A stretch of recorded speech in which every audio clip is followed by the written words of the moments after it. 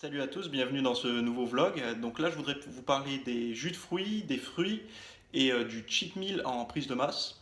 Donc la première chose, c'est par rapport aux jus de fruits. Il faut savoir une chose, c'est que les jus de fruits, on a enlevé les fibres des fruits pour garder que le jus. Donc du coup, quand ça va arriver au niveau du bide, on va les digérer beaucoup plus vite. Et du coup, on va fabriquer du gras avec ce sucre plus rapidement, tout simplement parce qu'on va avoir une dose massive et rapidement disponible qui va arriver et le corps ne va pas savoir quoi en faire, donc il va en faire du gras. Alors que si vous consommez les fruits entiers, vous allez avoir des fibres et ça va ralentir la digestion, donc limiter la prise de graisse. Donc déjà, premier point. Deuxième point, si vous faites un jus d'orange par exemple, vous n'allez pas prendre une orange pour un verre entier, vous allez en prendre deux ou trois minimum, alors que si vous aviez eu envie de manger le fruit, vous aurez mangé qu'une orange. Donc là déjà, au niveau de la quantité de fructose, de sucre que vous allez avoir, ça va pas être la même.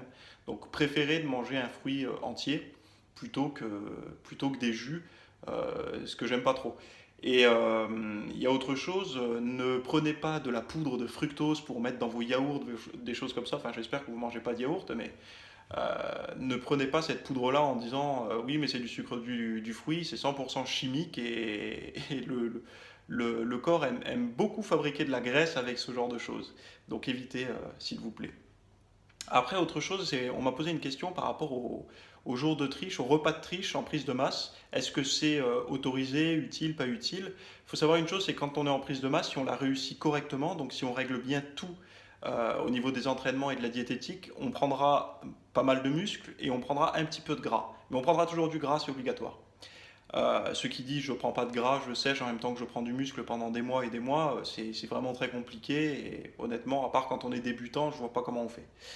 Donc, pour en revenir à ça, le cheat meal en prise de masse est plus dangereux qu'en période de sèche. Quand on est en période de sèche et qu'on fait un cheat meal, on ne va pas faire du gras avec ça. On va faire un petit peu de rétention d'eau peut-être.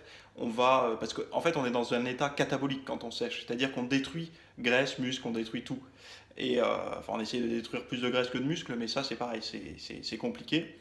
Donc on est en mode destruction, on donne un gros repas calorique, donc oui c'est sûr ça va relancer un petit peu, mais ça va pas, on va pas stocker du gras. On va faire de la rétention d'eau, on va être un peu boursouflé, on va refaire le plein de glycogène, mais pas faire du gras comme ça immédiatement. Par contre quand on est en prise de masse, on est en prise de muscle, donc on est aussi en prise de gras.